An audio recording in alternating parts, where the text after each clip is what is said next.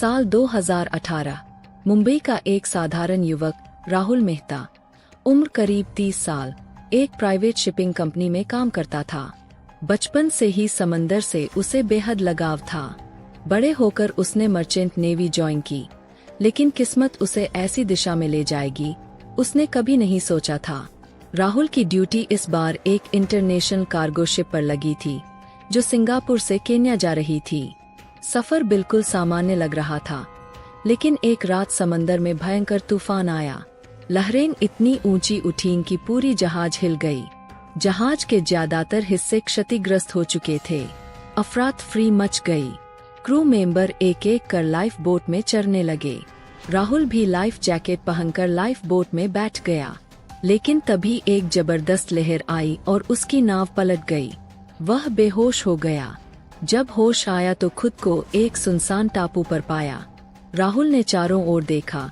रेत, पत्थर, पेड़ और दूर दूर तक सिर्फ समंदर। कोई इंसान नहीं, कोई जहाज नहीं। शुरुआत में उसे लगा कोई जल्दी आकर बचा लेगा, लेकिन धीरे धीरे हकीकत समझ में आने लगी। भूख और प्यास से उसका गला सूख रहा था। उसने पेड़ से गिरे हुए नारियल को तोड़ा, पानी पिया। यही उसका पहला भोजन था। उसने आसपास लकड़ियां और पत्ते इकट्ठा किए ताकि रात को आग जला सके। रात को ठंडी हवा और जानवरों की आवाजें उसे डरा रही थीं, लेकिन थकान के कारण आंखें लग गईं। राहुल ने धीरे धीरे टापू की भौगोलिक स्थिति समझनी शुरू की। उसने पाया कि टापू पर कई नारियल के पेड़, कुछ केले के पेड़ और झाड़ियों में जंगली फल है। समुद्र किनारे मछलियां भी थीं। उसने लकड़ी और पत्थरों से एक भाला बनाया और मछली पकड़ना सीखा। उसने बड़े बड़े पत्तों और लकड़ियों से एक अस्थायी झोपड़ी बना ली। बारिश से बचने के लिए गड्ढा खोदकर पानी इकट्ठा करने लगा। रोज वह समंदर की ओर देखता, कोई जहाज दिख जाए, लेकिन हर दिन निराशा ही मिलती। उसने तट पर बड़े बड़े पत्थरों से हेल्प लिखा ताकि कोई ऊपर से देखकर उसे बचा सके। समय बीतता गया। शरीर कमजोर होने लगा, लेकिन उसका हौसला नहीं टूटा। राहुल अब शारीरिक रूप से मजबूत हो रहा था, लेकिन मानसिक रूप से अकेलापन उसे खा रहा था। चारों ओर बस खामोशी। उसने पक्षियों और जानवरों के साथ संवाद करने की आदत डाल ली। टापू पर कई बार भयंकर तूफान आए। उसकी झोपड़ी टूट गई। कई बार उसे रात रात भर बारिश में भीगना पड़ा। एक बार वह बीमार भी पड़ा। तेज बुखार, शरीर कांप रहा था, लेकिन उसने जड़ी बूटियों से अपना इलाज करने की कोशिश की। धीरे धीरे वह ठीक हुआ। उसने समय बिताने के लिए लकड़ी पर कैलेंडर बनाना शुरू किया, हर दिन गिनता। उसे अब ये समझ आ गया था कि शायद उसे यहाँ लंबा समय बिताना पड़ेगा। राहुल अब टापू पर रहना सीख चुका था। उसने मछली पकड़ने का तरीका और बेहतर कर लिया था। उसने सीप और पत्थर से धारदार हथियार बना लिए थे।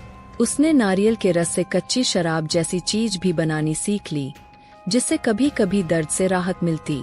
उसने छोटी छोटी नाव जैसी चीज बनाने की भी कोशिश की, लेकिन समंदर की बड़ी लहरों के सामने उसकी कोई औकात नहीं थी। हर बार नाव टूट जाती।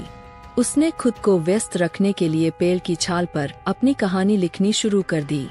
उसका शरीर झुलस चुका था, दाढ़ी और बाल बढ़ गए थे, लेकिन उसकी आंखों में जीने की जिद अभी बाकी थी। राहुल अब पूरी तरह जंगल जैसा दिखने लगा था, लेकिन वो हार नहीं मान रहा था। एक दिन उसने देखा कि दूर समंदर में एक बड़ा जहाज जा रहा है। उसने आग जलाई, धुआं किया, चिल्लाया, लेकिन जहाज दूर निकल गया। उस दिन वह बहुत टूटा। उसे लगा अब कभी नहीं बचेगा। लेकिन दूसरे दिन सुबह उसने खुद से वादा किया, जब तक सांस है, उम्मीद है। उसने समंदर किनारे एक स्थायी बड़ा संकेत बनाया, SOS, जिससे हवाई जहाज उसे देख सकें। करीब 4 साल पूरे होने वाले थे। एक सुबह वह पेड़ पर चढ़ा हुआ निगरानी कर रहा था। तभी उसे दूर से एक हेलीकॉप्टर की आवाज आई। उसने तुरंत आग जलाई, बड़े बड़े पत्तों को जलाया जिससे काला धुआं उठा। हेलीकॉप्टर पास आया। पायलट ने उसे देखा।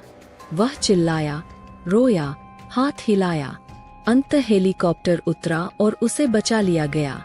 4 साल बाद जब राहुल अपने देश लौटा, तो लोग हैरान थे। उसका शरीर काला पड़ चुका था, बाल और दाढ़ी बढ़ चुकी थी, लेकिन आंखों में जीने की चमक थी। राहुल की कहानी हर न्यूज चैनल पर छाई हुई थी।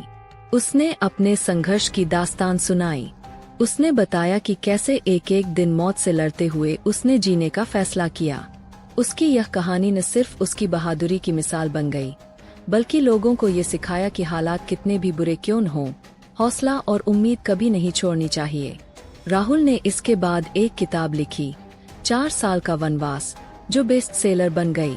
आज वह लोगों को जीवन में संघर्ष के समय हार न मानने की प्रेरणा देता है।